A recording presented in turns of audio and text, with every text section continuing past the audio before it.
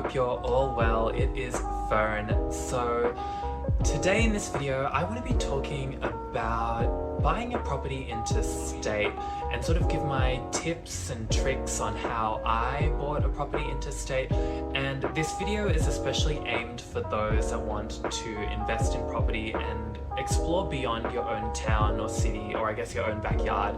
Before I get into the nitty-gritty details, I do want to make a quick disclaimer that none of this is professional financial advice. This is just purely based on my own personal experience having purchased property in other states and territories and in different cities. If you are looking at investing in property, I highly recommend seeking out your own professional financial advice before proceeding.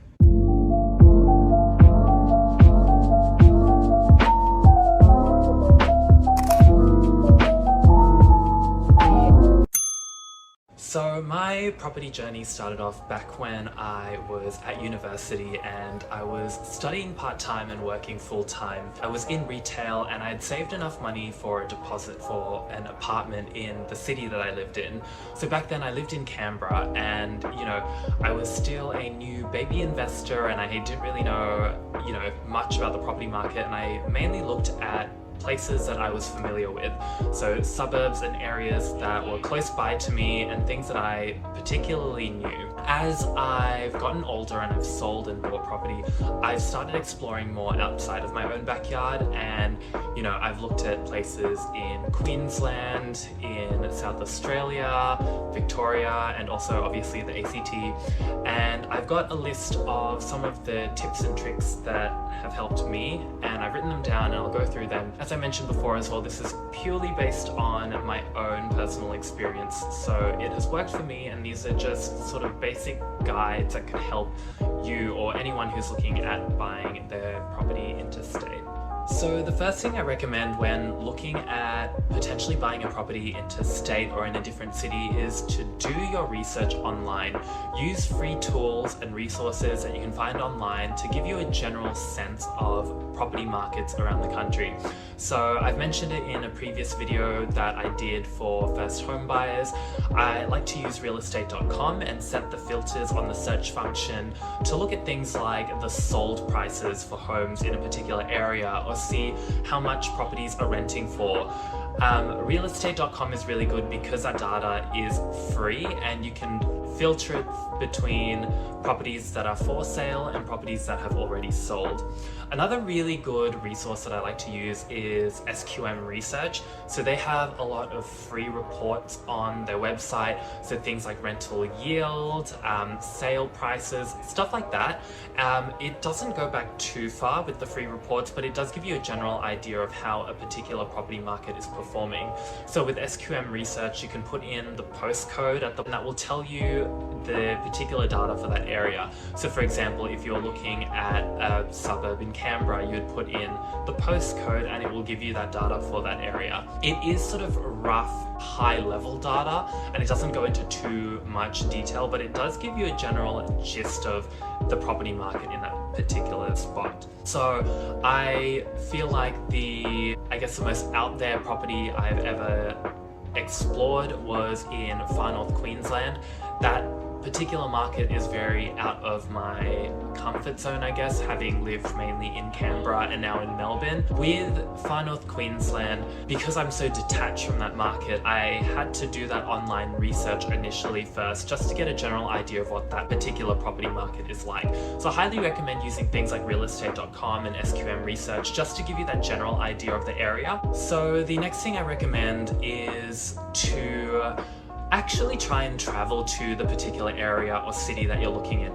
Now, I know this can be very hard, especially if you're looking at an area that is very, very far away from where you currently reside in, but I also think that there's a lot of value in being able to drive around the city or town that you're looking at buying in. And again, I know this is very hard, but if you can, spare that tiny bit of cost to fly or drive to whatever town or city it is and see the area, and you might realize that it is either perfect for you or it's an absolute miss. So I highly recommend doing that. It's a pretty big expense initially to travel to the area, but I feel like in the long run, you might find a property or a place that's absolutely perfect for you, and you'll realize that that cost in the beginning to travel to that particular area will save you so much. One of the most valuable things I have found when traveling in an area that I'm looking at buying in is that I get a general idea of what the area is like. So things like schools, shopping malls, grocery stores, sort of the general upkeep of the local area, and also just getting an understanding of, you know, new developments that are popping up. So Googling a particular city or town might give you some sort of basic information, but being able to drive around, you sort of realize nuances in the different areas and sort of things that are happening that could potentially be very beneficial to your property that you're looking at buying, or could be a detriment. So a really good example is when I went to Adelaide to look for a place there. I drove around and I got to know the area a bit better. So I drove around the suburbs and I came to realize, you know, there's a lot of natural beauty in the particular areas that I was looking at. I discovered as well that a particular shopping mall in the area was sort of being developed. So you kind of pick up on these tiny things that you might not necessarily realize from a quick Google search or looking at quantitative data online. So again, highly recommend driving or flying to the town or city that you're looking at buying in. And I know that can be a pretty big initial upfront cost, but in the long run, if you make the right decision with your property, you'll look back and sort of thank yourself for doing that. So the next thing I recommend is to do a search of any developments that are happening in that area. Now, I know I said before to physically visit the city or town that you're looking at buying in, and that gives you a much more specific and nuanced idea of what's happening in the area, but a search of particular developments could be very beneficial. So something like if a developer is thinking of building a block of apartments or redeveloping a shopping mall or a stadium or a grocery store or whatever it is, that will give you an idea of sort of whether the area is growing or whether it's shrinking, and I guess any other things that might be happening in the area that could make it better. By doing this as well, you sort of get an idea of what type of demographic will be in the particular area, and sort of if you're looking at buying a property that will be eventually a rental, you know, you can sort of get an idea of whether families might live in this particular area or whether it be students or professional couples. So again, I highly recommend doing a search of any developments. Usually council websites will also have latest happenings in the news section, so any developments or any buildings that might be going up. Again, highly recommend doing that. It'll give you a better idea of what's happening. So once you have an idea of what's happening in the area and any developments and the demographic, I would then recommend finding out the property type that will suit the area. So, you know, if you're looking at buying in a town or a city that is predominantly a university town, you might not be wanting to buy, say, like a 5-bedroom house with like a big block of land. You'd be looking at something with more convenience and closer to grocery stores. On the flip side as well, you could also look at bigger houses for a demographic like that, for something like a share house. Locations that are more closer to the city or an inner CBD area, again, you want to make sure that you tailor the property type to that area. On the flip side, if you're looking at buying in a spot that is very suburban with schools and families, then you might look at buying something that's more of your, you know, suburban house with multiple bedrooms and a driveway and access to resources like schools, libraries, and grocery stores.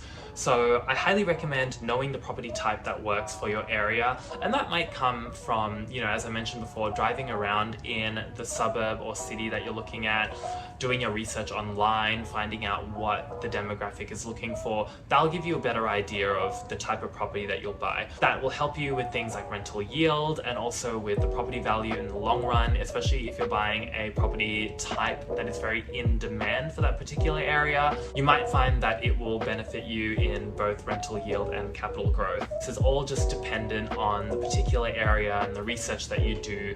And I guess with any investment there is a risk. So those are some of my tips and tricks tricks that have worked for me in my property journey. As I mentioned before, these are the tips and tricks that have worked for me specifically. Everyone's property journey is going to look very different, so I highly recommend doing what works best for you. Anyway, I hope you enjoyed this video. If you're interested in more real estate content, I have more videos on real estate on my channel, so there's a playlist about real estate, so definitely check that out. If you're a new viewer, definitely hit subscribe, and if you enjoyed this video, hit that like button. It would mean so much to me. I hope to see you next time. Bye!